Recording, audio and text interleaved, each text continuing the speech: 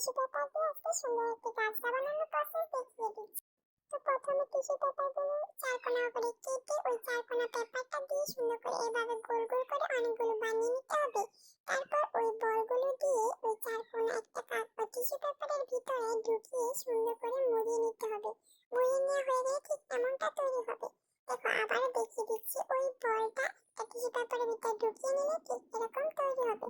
এভাবে অনেকগুলো বানিয়ে নিতে হবে। তারপর দেখো পিছনটা অনেকগুলো লেজ রয়েছে, এগুলো হালকা হালকা করে একটু কেটে দিতে হবে। তারপর একটা সুই আর সুতো নিয়ে একটার পর একটা সুন্দর করে ঢুকিয়ে ভাঁজ স্টিচ করে নিতে হবে।